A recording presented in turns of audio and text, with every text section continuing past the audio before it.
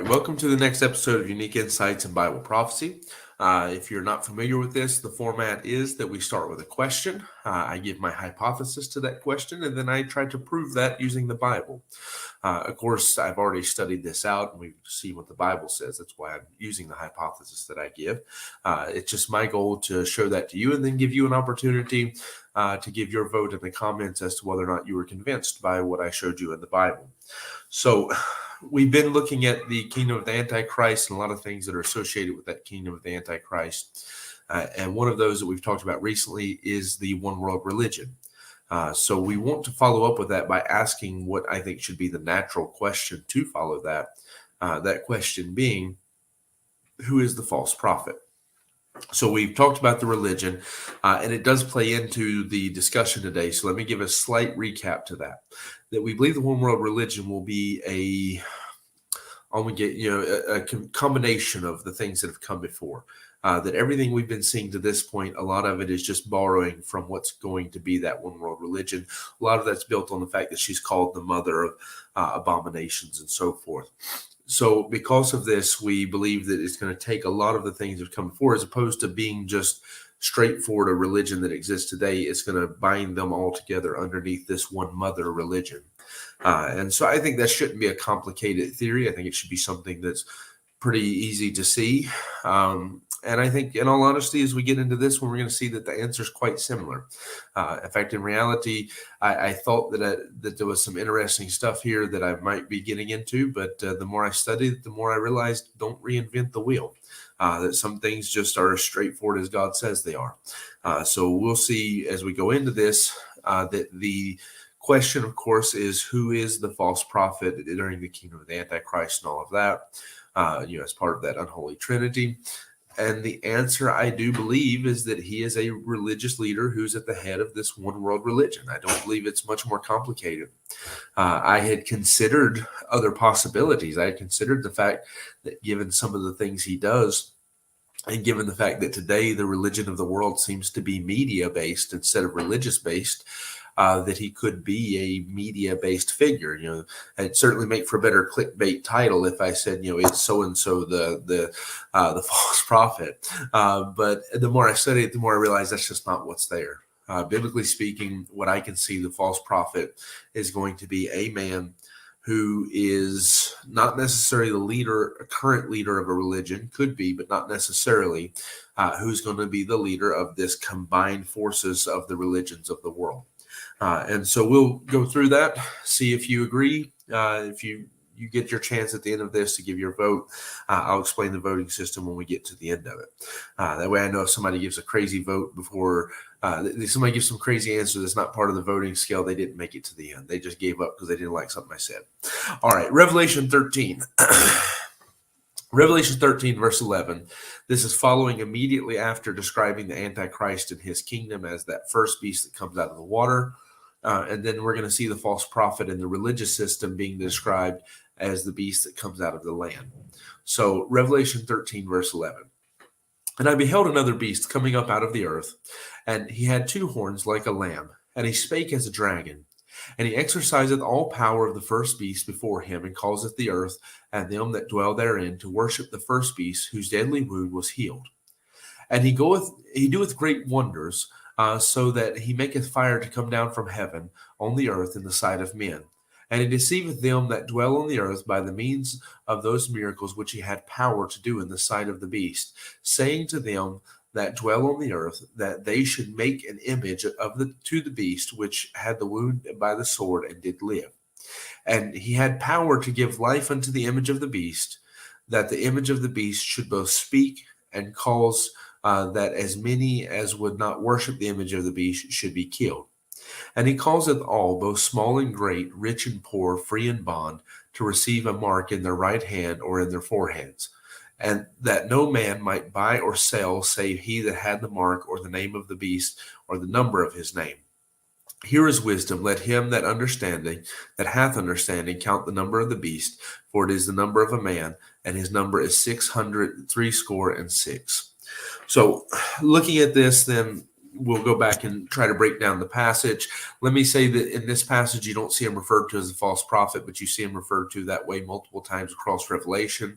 And so I'll actually show you later in the study, close to the end of it even, honestly, why we give him that specific title and how we know for sure that's his title. So anyway, just bear with me. If you don't know that already, or if that's a stumbling block for you, you're going to stick around to the end, but you'll see it very clearly. There's no question that that's his proper title is false prophet. Just like, you can give titles to the Antichrist, you call him son of perdition and so forth. In this case, with the false prophet, he has a name that's specific to him.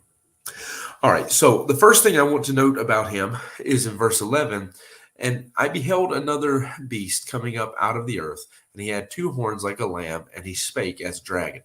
So we're going to note, first of all, that his nature is different to the Antichrist. He's not like the Antichrist. The Antichrist is rising up out of the water.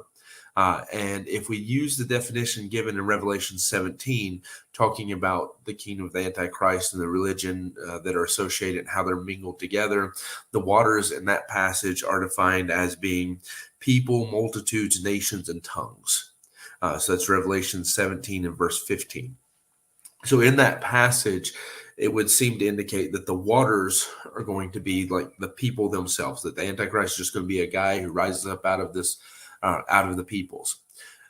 The earth is never clearly defined as to what it's referring to. The fact is, though, the best I can tell, it's the same way we use the word world. Some people would define it differently. I know I've seen some people would say that they think it's the bottomless pit, and this is someone rising up out of the pit. There's some interesting stuff there. I don't know that there's enough to support it, but it's an interesting idea to pursue. However, the easiest thing I saw is if we're going to let Revelation 17 give us a perspective of what the waters are, then maybe we can also let it give us a perspective of what the earth is. And the reason I say that is because the verse I've referenced already, Revelation 17:5, and upon her forehead was written, Mystery Babylon, the great mother of harlots and abominations of the earth. So you have the world and all the false religions and the idols. That's what the abominations of the earth are. So you're seeing this religion, essentially, is the idea. It's this world system, you could say, but I would even maybe narrow it down to being religion, that he's probably going to rise up out of religious power. Yes, because again, we're taking the definition of what water is concerning the first beast from Revelation 17. So it's probably fair to at least consider what it says about the earth in Revelation 17 as also being referenced to the second beast, the explanation. And if that's the case, then he's going to be rising up out of an existing religion. So then what you find next about him is, of course, that he had two horns like a lamb. And this is interesting because we don't really think of lambs as having horns. Lambs are born having, a boy lamb, if it's a species where the adult will have horns. He's born with like these little humps there that will eventually grow into his horns. But if we're going to debate about that, I think we've already missed the point, because as we've already seen, using Revelation 17, 15, and 5 to define the water and the land, you should be using Revelation to define what are these horns and what does a horn have to do with the lamb. And that's actually quite easy. I mean, anybody knows we start talking about a lamb, our mind should go one direction. But actually, if you just even search for horns in association with a lamb, you're immediately going to be taken back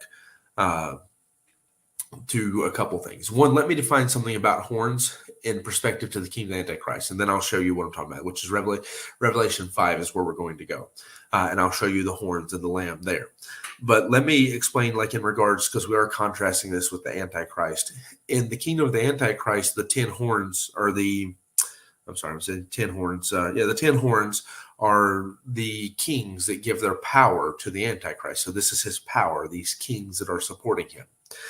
In Revelation 5, it says, And one of the elders saith unto me, Weep not, behold, the Lion of the tribe of Judah, the root of David, hath prevailed to open the book and loose the seals thereof. And behold, and lo, in the midst of the throne and of the four beasts, and in the midst of the elders stood a lamb, as it had been slain, having 7 horns and 7 eyes, which are the 7 spirits of God sent forth into all the earth. Now, we'll talk about the 7 spirits another day.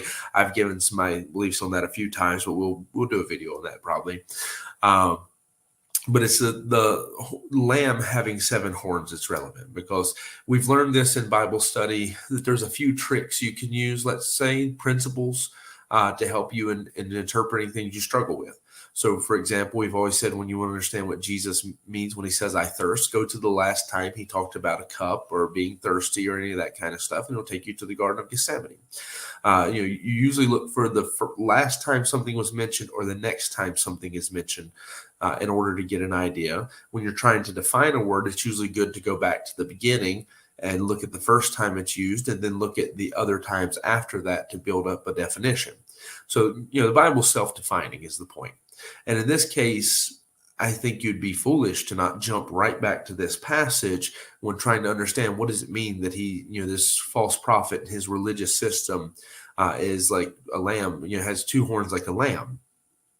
So in this case, you jump back to Revelation 5, and you see Jesus is being described as a lamb as it had been slain, but with 7 horns.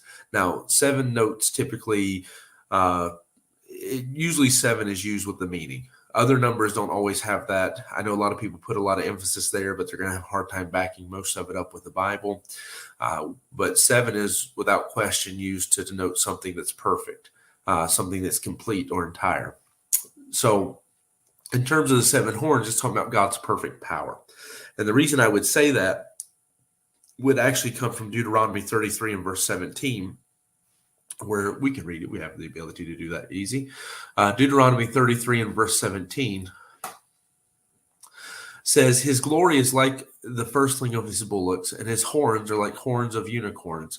With them he shall push the people together to the ends of the earth, and they that are the 10,000 of Ephraim, and they that are the thousands of Manasseh. So what is he saying in that passage? He's saying that God's horns are essentially his power that he uses to push the people of the earth, to push them to where they need to be, to nudge them in the directions they go. And he compares it to the horns of a unicorn. So you see with the Antichrist, it's the kings who give their power to him. In the case of Christ, it's his natural power that he has to move the people of the earth. The heart of the king is in the hand of the Lord, and as the river of water, he turneth it whithersoever he will. And in the case of the false prophet, I think the answer actually would have to be this. It is, if we're going to compare it to especially the most natural contrast, which is that of the Antichrist, in his case, his horns are the 10 kings that give their power to him. In the case of the Antichrist, the false prophet, I think it is the 2 religious systems, the 2 primary religious systems that are going to build up his kingdom, or his religion, I should say. I keep wanting to use terminology from the Antichrist, but his religious powers that are going to support him, if I can put it like that. That he's going to have a religion that is built out of 2 religious powers. Now, the fact that they're horns of a lamb should indicate that these are religious powers that are looking for a Messiah. Because who is the Lamb? He is the Messiah, the one who comes to take away the sin of the world. So these should be 2 religious systems that have power to give to him. And they should be 2 religious systems that are connected in some way to Christ, that they're looking for the Christ to come in some capacity. Now, anybody knows my beliefs on this will know where I'm going with that I do believe it's going to be Christendom. And I believe that would be primarily led by the Catholic Church, but let's just say Christendom, all those things out there claiming to be Christian, and then Islam. I think that would make the most sense, that those so-called Christian religions that are trusting things other than Christ, that would not be taken with the church, that they'll be here to give their power to the false prophet, to submit to him, and then also Islam. And I think that makes sense on a lot of levels. It explains a lot of the harder to understand things about prophecy. And it also shows that most people's view of the one world religion is too narrow, that they want to say it's just Islam or it's just Catholicism. But I don't believe it's either of those, that it's just them. I believe it is taking those 2 religions and them submitting themselves to this mother religion that's coming in and taking over in their place. So I do believe that's what the 2 horns like a lamb is all about. And then he spake as a dragon. That's actually the easiest thing in this whole passage to define. We know exactly who the dragon is. It's spelled out for us in Revelation 20 and verse 2 when it says Satan, the dragon, the serpent. He's called by all of these names here, but Revelation 20 and verse 2, and he laid hold on the dragon, that old serpent, which is the devil and Satan, and bound him 1,000 years. So he gives you plenty of names to make sure there's no question that this dragon in this passage, the dragon in chapter 12, the dragon that's mentioned across Revelation, is Satan. And even if anybody ever questioned that he was the voice behind the serpent, he also shows you that, which is interesting when you begin to see that he's the voice behind the false prophet as well. That the same way that the serpent is being used as a vocal piece for him, that's what the false prophet is going to do. He's going to speak with the voice of the dragon. He's going to present himself as having the horns of the Messiah. That this is that these are religions that are seeking for the Messiah to come, no matter what name they call him by. And then he is going to speak, though, with the voice of the devil. And I do believe that him coming out of the earth, probably if we're using Revelation 17, is noting him coming from the religious powers of the world. So you have this religion rising up out of all other religions. Your two primary monotheistic religions are going to donate all their power to him, and he's going to be the vocal piece, the voice piece, the mouth box of the devil, who's going to speak to the world on the part of the devil as just like a puppet under his control. All right, then verse 12, he exerciseth all power of the first beast before him, and causeth the earth and them which dwell therein to worship the first beast, whose deadly wound was healed. So here's where we're getting to see that it's not just his appearance, it's his nature that's different to the Antichrist, but you're seeing the opposite in this, that his power is that of the Antichrist. And the big thing for that is understanding, where does the Antichrist power come from? The Antichrist power comes from Satan. Let's go back to verse 4 of this chapter. And they worshiped the dragon, which gave power unto the beast, and they worshiped the beast, saying, who is like the beast, who is able to make war with him? So the power of the beast, the first beast, the Antichrist, is the devil. He's the one who enables him. All right, so who's the power? If the power of the false prophet is the same as that of the Antichrist, who's his power then? It's the devil. So in both these cases, you're seeing these men who are pulling their power directly from Satan. One, because he's opened himself up to be possessed of the devil, and the other because he's given his voice and his power over to the devil to be used. And in both cases, these men are being used directly as puppets of the devil. They're being opened up for Satan for his purposes. In noting his power, there's a few things to consider. The first verse we read here says that he does great wonders, and he makes, verse 12 says he exercised power of the first beast and causes the earth, and then once you're in there to worship the first beast whose deadly wound was healed. So we know that the first beast receives a fatal wound, and that's healed. So that's the first thing to note, is he's imitating the resurrection there.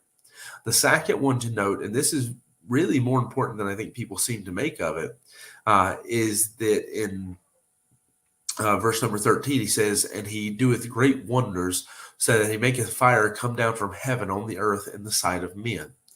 Now, when was the last time that making fire come down from heaven was so significant that it made people turn and worship and turn from their religion to another? Mount Carmel. You see that there in 1 Kings 18, that this was the test. This was the challenge to see whose God was real. And it's interesting to me that, then when the prophets of Baal tried to do this, they couldn't. But now when it really matters the most, it happens. The devil is able to do this. Now, the reason why it's interesting to me is because I want to know that most of these miracles that he's being presented as doing are things that the devil doesn't normally seem to have the power to do. In terms of like raising the dead, calling down fire from heaven. It's not, last time he got put to the test, he couldn't do that. And then in the next one, let's talk about the image. We'll tie all this together in one thought. He says, and deceiveth them that dwell on the earth by the means of those miracles which he had power to do in the sight of the beast, saying to them that dwell on the earth that they should make an image of the beast, which had the wound by a sword and did live. And he had power to give life unto the image of the beast, that the image of the beast should both speak and cause that as many as would not worship the image of the beast should be killed. So you're seeing him then having this image. So it's a statue. Normally image in the Bible is an idol. It's a statue that's been made. Think similar to Nebuchadnezzar and his big statue that he made to have people worship him. So he's making a statue of the Antichrist. And he's making it so that people from all over the world are going to be brought in front of this thing, and it's going to speak to them, and it's going to kill the ones who don't worship it. So some similarities there to the Nebuchadnezzar thing. That's why I tie it. But think about this. Where in the Bible does the devil have the power to give life? Where in the Bible does the devil, have the power to raise the dead? And we know already that the last time he got challenged to call down fire from heaven, he couldn't do it. Now, there's only two ways I see you could look at this. One is that in the past, he's not been able to do things because God doesn't let him. And we do know that in the tribulation period that the chains are going to be taken off for a little while because of the fact that these people are going to be following after the devil, and God's giving them a chance to follow after their own hearts in this way. So he is going to be unleashed. So you could look at it in those terms. The other way to look at this, and this is the way I'm a little more inclined to look at it, is that given the state of the world we live in today, the miracles are probably not going to be as genuine as we think they are. And here's my reasoning. Sending down fire from heaven would not be as incredible a thing today, given the fact that we send down, incredibly destructive forces from the sky. So the fact is, anybody could probably imitate, anybody with power, with actual power and resources could imitate that today. When Elijah did it, it was a genuine miracle. If somebody stands out and says, they're going to call down fire from heaven today, well, most military forces in the world can do that. It's not as exciting as it once was. But people who want to worship, people who are hungry to follow after this false religion will do it. They'll eat it up. You see that today, that so many of the things that are being done in the name of religion are false. They're not real. You have people literally electrocuting people, giving them an electric shock so that they can feel like they got healed and fall out on the ground and shake. And people still go to see the same guy who's been put in jail for being a con artist and a trickster, doing that kind of stuff.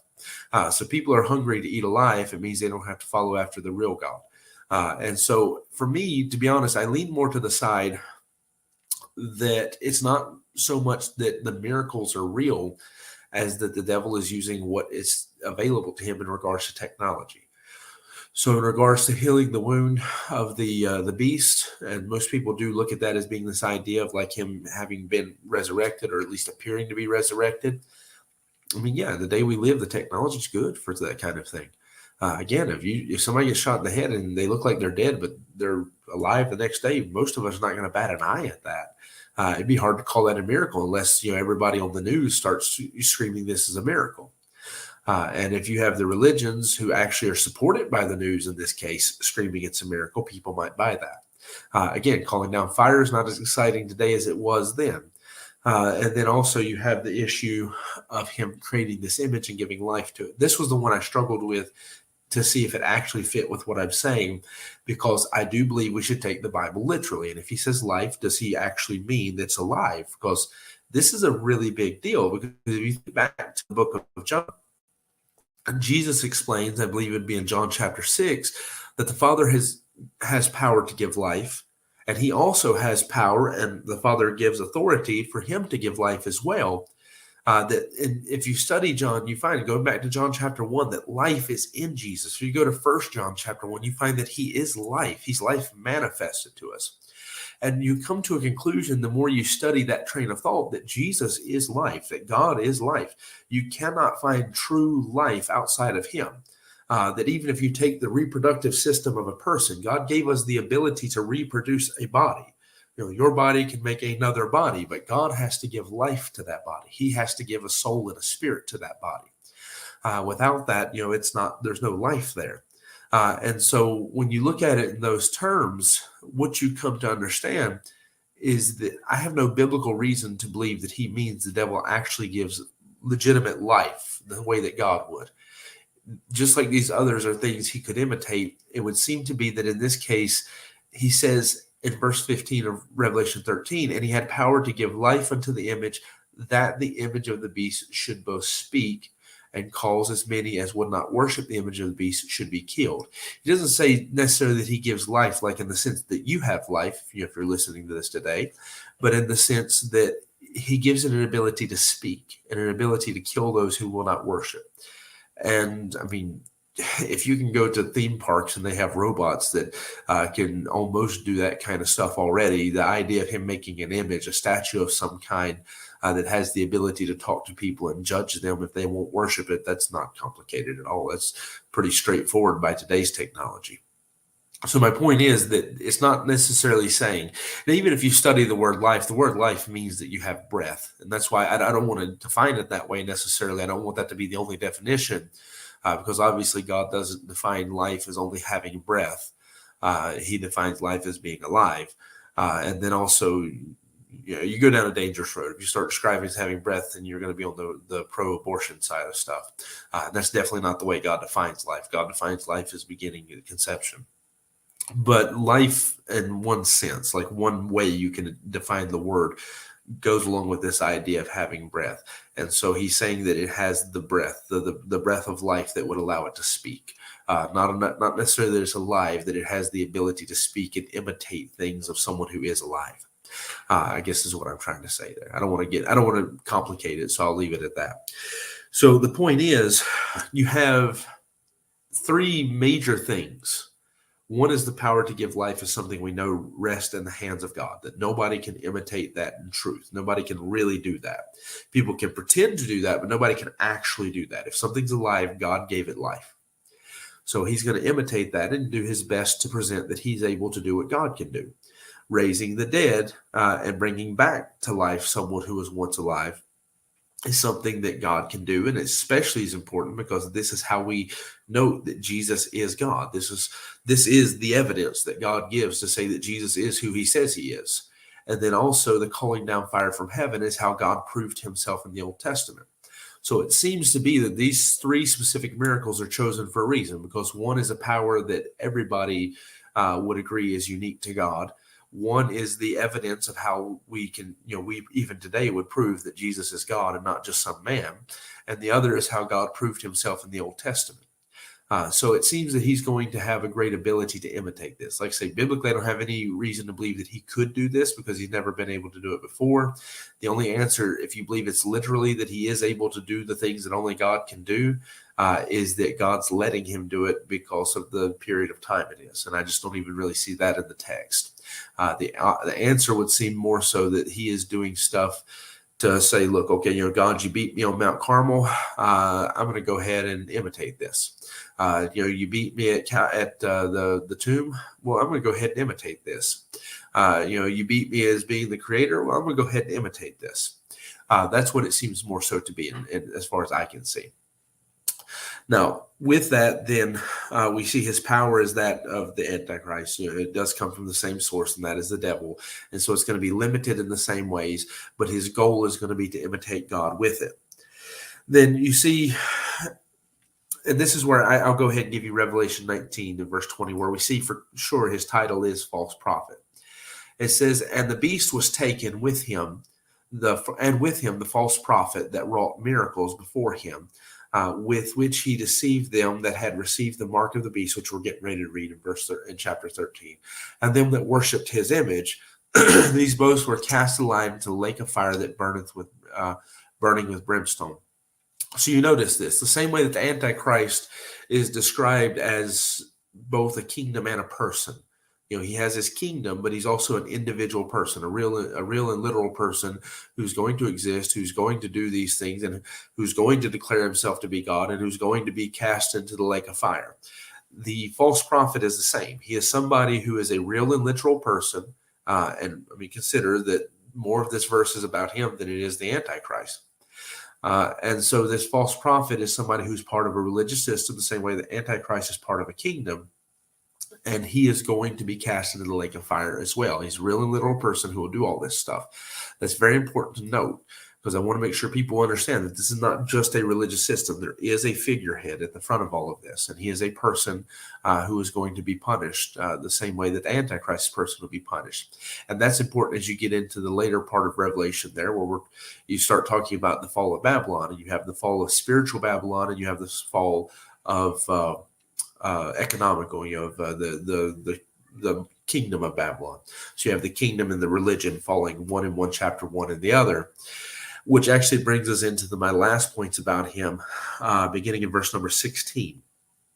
So in verse number 16 of Revelation 13, it says, "And he causeth all, both small and great, rich and poor, free and bond, to receive a mark in their right hand or in their foreheads, that no man might buy or sell save he that had the mark, or the name of the beast, or the number of his name." Now, I won't read the last because we read it earlier. But what you see his real power is, if all that other stuff is him imitating the things that define, that have been used in the past to prove who God is, if it's him just throwing out his imitations of it, then what you find here is his real power is state religion. His real power is weaponizing the kingdom of the Antichrist, using it to kill those who will not submit. And the reason why that's significant is because if I am correct about the two religious horns that are going to give their power to him, that's exactly what they've done throughout history. The Catholic Church, that's how they've controlled countries. That's how they've made their empire. That's how they became so rich that at one time they were the world's leading industry, I guess, in terms of bringing in money. That's how they've done all these things, is they come in and they kill and they conquer. But with them, you also have Islam, that's how they spread their religion as well. They kill and they conquer. That's why you see them fighting and fighting it out for land and trying to find a balance of control in the Crusades, is because you have these two people fighting and killing and conquering, and eventually those two powers clash. And so you see his ability to use the state religion, this religion that's backed up by the power of the government, that will kill people and not let them participate in the economy, not let them live a normal life if they don't follow their religion.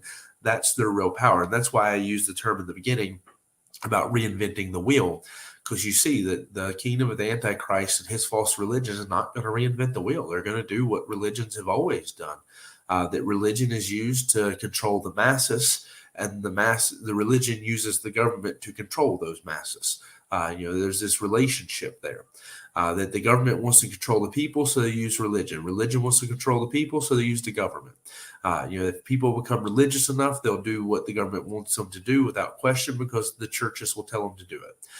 If the religion can't get the people in line, the government will get them in line. You see that with the Church of England in the past. Again, you see it with the Catholic Church. You see it with a lot of your Protestant churches.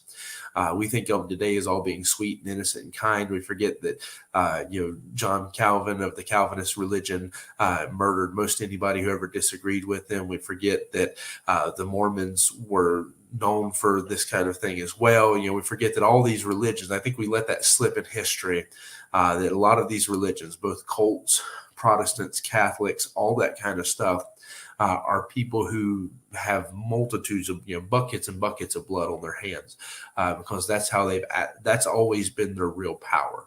In terms of doing miracles, all they can do is fake them. They'll sell you a vial containing the blood of Jesus, but then they have another one in the gift shop to take its place. That kind of silly, ridiculous stuff. They said one time, if you took all the pieces of wood that are claimed to be a splinter of wood from the cross, you'd have enough wood to go around the world. But they'll sell all that stuff to you because they're trying to make money off of you. But if that doesn't work, then the government comes in, because it's a two hands. One's the right hand, one's the left hand, and they're going to rule the people that way. So we see that his real power, and this has always been the devil's trick, that's my point, is state religion. And that's why as Baptists, we stand so strong against state religion. So with that said, let's look at the evidences about who the Antichrist is, and we'll see if those support what I've said. The false prophet is. We'll see if that supports what I've said. Evidences. He is the leader of a religion that will merge two major religious powers, each of which claim to be looking for a Messiah. He is an actual person who people will follow, not just a religious power. The same as how the Antichrist is described synonymously with his kingdom. He will act as the voice of the devil, and will be empowered by the devil to make the world worship the Antichrist. His real power to force people to follow him is not only the miracles, but the use of the state religion to punish those who don't. All right, so we see that when we consider who he is, we've looked at this evidence to see that he is the leader of a religion that involves joining two powers that seem to be powers that are looking for a Messiah to come together. So that lines up with what we talked about when we talked about the one world religion. That makes a lot of sense. We see him being a puppet of the devil, a voice piece that's being used of the devil to preach for him. So that's pretty straightforward. That he's somebody, his power is coming from the devil, and he's there to preach the devil's message to get people to worship the Antichrist. We see that he's a literal person who is being used to propagate this religion, and his power to do whatever he's doing is being given to him by the devil himself. So while it's possible for him to do miracles, because the devil can do great, powerful things, it seems that a lot of what he's doing is just using whatever is available to imitate things that God has done in the past that are very important. And then we see that his real power, which is the one the devil has always defaulted to using throughout all of history, is state religion. It's using the government to control the people, whereas the government tries to use religion to control the people. Religion also, in this case, uses the government to control the people, killing those who won't submit and obey. So when you look at that, it really comes down to this, that I think the general belief of who the false prophet is pretty straightforward and correct, that it is a religious leader who's going to do pretty much everything I've said. So I'm not actually giving a theory that's way out there. This is one of my most straightforward and least controversial ones I've ever given. The only thing that I'm disagreeing with people on is most people automatically run to, it's going to be some imam that's the leader of the Muslims, or it's going to be the Pope who's leading from the Catholic side. Whereas in reality, I see those two as being the powers that are submitting to the false prophet. I believe the false prophet is going to possibly be one of those guys. It's possible, that he could be one of them. It's also quite possible that he's somebody who's rising up out of the world system, who's not necessarily usually part of that. I mean, it could be somebody who, born again into this whole thing that originally had nothing to do with that. It could be a great political figure. It could be anything. But the main thing to note is, regardless of his background, he is at this point going to be fully submitted as a religious leader who is going to be, essentially just giving himself over to be used as a puppet for the devil. And so with that said, I think the real answer to this one is, just like with the Antichrist, we can know about him, but we can't necessarily know who he is until the day comes that he's revealed. The same truth will come about the false prophet. Now, should it be that it's the Pope and the Muslims just fall in line under him? That would make sense. Should it be that it's an imam and the Catholics follow line under him? Given the way the Catholic Church is right now, that would make sense too. Should it be that it's one of these Joel Osteen types who just come on the scene and everybody rallies behind him? I mean, I would have a hard time seeing the Muslims do it, but sure, it makes sense, and it fits within all of this. Should it be that it is one of these figures like what's his name, Elon Musk, one of these type guys who comes in with this, this certain degree of swagger and stuff, and just this charisma, and gets people behind him, and now he's part of this religious leading thing? It would make sense, especially given some of the stuff that technology would have a part in that. My point is, none of that really matters, because what matters about him is not who he is, it's what he's being used to do. So the real question of who he is that he's a religious leader, and almost nothing else about him matters other than noting where his power comes from and what his purpose is. And his purpose is getting people to worship the Antichrist, and by extension, Satan. That's really what matters about him. Now, if you agree with the theory, and I do have to give some conclusion to it, this idea that he is a religious leader who's serving as the leader over a combined religion, mostly of these two powers of Christendom and Islam coming together, that he's a religious leader empowered by the devil to imitate the things of God. who's going to serve over that combined religion, this mother religion that's binding all that together. That's what I'm going to ask you to agree to. That's or ask you to judge in terms of whether you agree to it or not. In terms of everything else, it's going to be your decision. If you want to jump on one of those little, maybe it could be this kind of guy theories, that's your business. The only thing I'm asking people to rate is whether or not they agree that he's going to be a single, figurehead leader who's going to serve over a religion that combines the two powers of Christendom and Islam, and he's going to be empowered by Satan to imitate the miracles that were done in the Old Testament and New Testament to prove who God is. All right. With that said, the grading system, if you're not aware of it, is if you are convinced you agree with what I've taught, then you just comment sound doctrine. If you disagree, or I'm sorry, no, if you somewhat agree but you're not convinced, then type in almost persuaded. So sound doctrine if you agree, if you see it but you're not all the way there, almost persuaded. If you're not really sure, you're on the fence about it, then unsure. And if you're just against it, you disagree, you're unconvinced. That's what you put in for the comments. So let us know what your opinion on all this was. You're welcome to give some notes and some thoughts on it as well. As long as you're behaving civilly and decently, we'll be glad to have a conversation with you. If not, we'll delete it. But as long as you're talking politely, we'll talk with you about it. Anyways, you're welcome to be being part of the discussion with it.